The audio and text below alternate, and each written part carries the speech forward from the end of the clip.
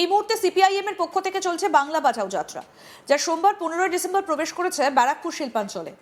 Barrackpore rail স্টেশনের কাছে আয়োজিত সিপিআইএম এর বাংলা বাঁচাও যাত্রার মঞ্চ থেকে 2026 সালে বিধানসভা নির্বাচনে বামপন্থীরা অর্থাৎ লাল ঝান্ডা ক্ষমতা এলে দুষ্কৃতীদের জেলে ভরে দেবার হুঙ্কার দিয়েছেন সিপিআইএম এর কেন্দ্রীয় কমিটির সদস্য মীনাক্ষী মুখার্জি। এদিন মীনাক্ষী মুখার্জি ছাড়াও মঞ্চে উপস্থিত ছিলেন ব্যারাকপুর লোকসভা কেন্দ্রের প্রাক্তন সাংসদ তথা সিপিআইএম নেতা তড়িৎ বরণ তোপদার, সিপিআইএম এর উত্তর 24 পরগনা জেলা কমিটির সম্পাদক পলাশ দাস সহ এসএফআই ও ডিওয়াইএফআই এর রাজ্য নেতৃত্ব। বাদুরিয়া এবং বনগাঁয় সভা করেন মীনাক্ষী। বনগাঁয় বিপুল পরিমাণ মতুয়ার সম্প্রদায়ের মানুষের নাম ভোটার তালিকা থেকে বাদ যাবার সম্ভাবনা দেখা দিয়েছে। মীনাক্ষী বলেন, এসআইআর এর কাজই নয় নাগরিকত্ব যাচাই করার। এই গোটা সম্প্রদায়কে নির্দিষ্ট দুটো রাজনৈতিক দলকে তাদের চেয়ার পাওয়ার জন্য সিঁড়ি হিসেবে ব্যবহার করেছেন। নিজের চেয়ার যখন পাওয়া হয়ে গিয়েছে তখন তাদের উদ্বিগ্নতা অস্থিরতায় ঠেলে দিয়েছেন। কি বলছেন সিপিআইএম নেত্রী মীনাক্ষী মুখার্জি, শুনব। নির্দিষ্ট দুটি রাজনৈতিক দল তাদের চেয়ার পাওয়ার জন্যে সিঁড়ি হিসাবে ব্যবহার করেছেন তাদের এই ধরনের বিভিন্ন উদ্বিগ্নতা এবং তাদের এই সমস্যাগুলোকে, তাদের এই যা তারা অস্থিরতার মধ্যে ভুগছেন সেই অস্থিরতাকে ব্যবহার করে, আজকে অস্থিরতাকে উদ্বিগ্নতাকে ব্যবহার করে নিজের চেয়ার যখন পেয়ে গেছেন তখন চেয়ার বাঁচানোটা বড় হয়ে গেছে, এনাদেরকে ফিরে অস্থিরতা এবং উদ্বিগ্নতায় ফেলে দিয়েছেন। এই গোটা মতুয়ারা তো এক ছিলেন, কোনোদিন তো কোনো সমস্যা হয়নি। এই মাটিতেই তো ওনারা জন্মেছেন, বড় হয়েছেন, চাকরি বাকরি করেছেন, এই মাটিতেই তাদের যা কাজ করার সেই কাজ করেছেন। আজকে হঠাৎ করে 3 টুকরো কারা করে দিল, কেন করে দিল? এই 3 টুকরো করার পিছনে স্কুল, মিড ডে মিল, কারখানা, কাজ, বিকাশ, উন্নয়ন তার কোনো এজেন্ডা আছে কি? একটা যদি পাইপলাইন হয় সেখানে সবাই তো জল খাবে, একটি স্কুল হলে সবাই পড়বে, তাহলে 3 টুকরো করার কি প্রয়োজন ছিল? সিঁড়ি হিসাবে ব্যবহার করেছে, চেপে গেছে মঞ্চে, চেয়ার পেয়ে গেছে, তারপরে সেখানে সিঁড়িগুলোকে এরা লাথি মেরে ফেলে দিতে চাইছে। আমরা বাংলা বাঁচাও যাত্রাতে এনাদের সবাইকে বলতে চাইছি, এক থাকুন, আমরা সঙ্গে আছি, গোটা পশ্চিমবঙ্গ আমরা এক থাকার চেষ্টা করছি। দেখাশোনা চলছে, আমরা বাংলা বাঁচাও যাত্রায় আছি।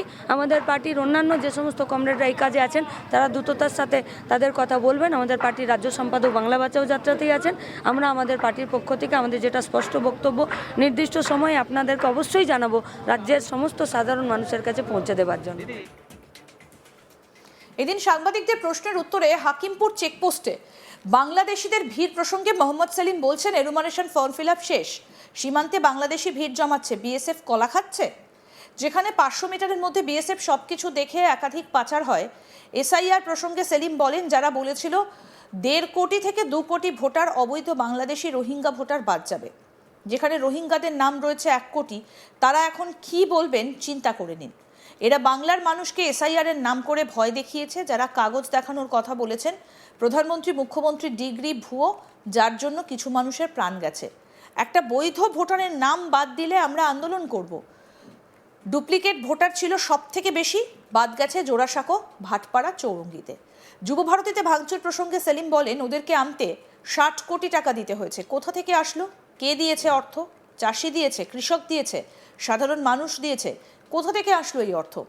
অরূপ বিশ্বাস বলছেন, পদত্যাগ করবেন, এর জন্য গোটা তৃণমূল সরকার দায়ী।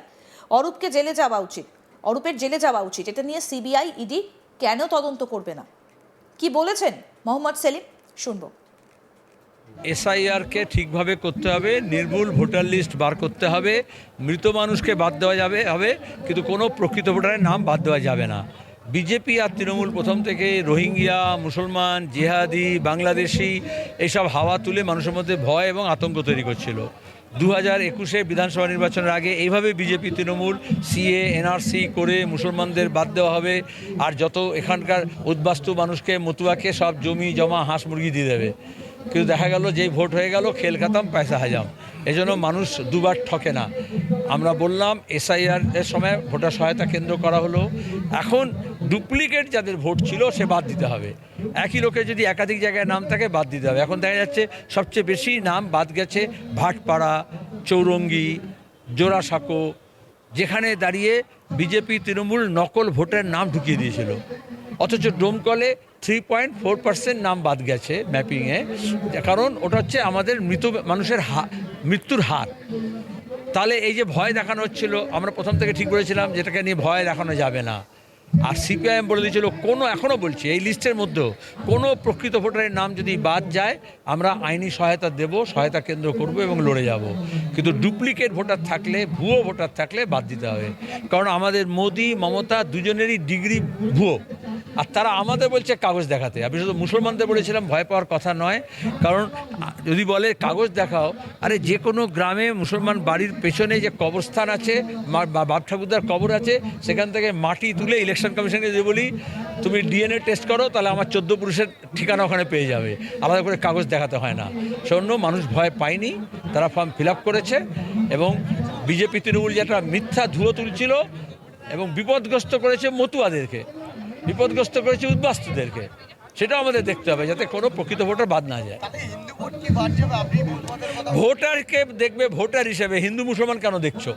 এটাই তো আরএসএস শিখিয়েছে তোমাদেরকে, আর তোমরা সেগুলো বলে যাচ্ছ। আমাদের দেশে ভোটার মানে হচ্ছে নাগরিকও নয়, ভোটার, এবং সেখানে হচ্ছে জনপ্রতিনিধি, সেখানে সবার উপরে মানুষ সত্য, এটা খেয়াল রাখতে হবে। কি করছে? কলা খাচ্ছে? সীমানায় কাঁটাতার কেন দেওয়া হয়েছে? সীমানার মানুষের উপর এত অত্যাচার, 500 মিটার করে জমি ছেড়ে দিতে হয়েছে, গেট খোলে না ঠিক সময়। আর যারা পাচার করছে তারা তো সব নবান্নে বসে আছে, দিল্লিতে বসে আছে। এখানে তোমাদের মনে নেই একজন কে ধরেছিল উত্তর 24 পরগনা জেলায়, কত নাম দিয়ে, কি নাম বললো না, যে গরু পাচার করে, তারপরে ইডি সিবিআই সব চুপ।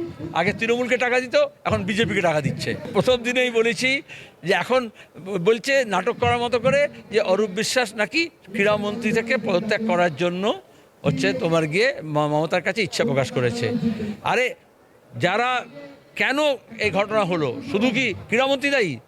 গোটা তৃণমূল দায়ী, তৃণমূলের সরকার দায়ী, মুখ্যমন্ত্রী মমতা ব্যানার্জিও দায়ী এবং অভিষেকও দায়ী। কারণ যারা স্পন্সর করেছে, স্পন্সরের টাকা দিয়েছে, 60 কোটি টাকা দিতে হয় অ্যাডভান্স মেসির প্রোগ্রাম করার জন্য। কে দিয়েছে টাকা? চাষি দিয়েছে? কৃষক দিয়েছে? এই তো ইলগটেন মানি। ইডির যদি, বিজেপি যদি সাহস থাকে তাহলে ইডি তদন্ত করুক, তাহলে ধরা পড়বে কীরকম কয়লার কালো টাকা এখানে লেগেছে। এই মুহূর্তে সিপিআইএম এর পক্ষ থেকে চলছে বাংলা বাঁচাও যাত্রা, অর্থাৎ এক থেকে এসআইআর এর ড্রাফট লিস্ট প্রকাশিত হয়েছে এবং তারপর অন্যদিকে দেখা যাচ্ছে একের পর এক অভিযোগ উঠে আসছে এই ড্রাফট লিস্ট নিয়ে। আর তারই মধ্যে সিপিআইএম এর পক্ষ থেকে চলছে বাংলা বাঁচাও যাত্রা, সেখান থেকেও একাধিক অভিযোগ করলেন মোহাম্মদ সেলিম। আরও আপডেট পেতে দেখতে থাকুন আজ তাক বাংলা, সাবস্ক্রাইব করুন, নোটিফিকেশন পেতে বেল বাটন অপশন প্রেস করুন।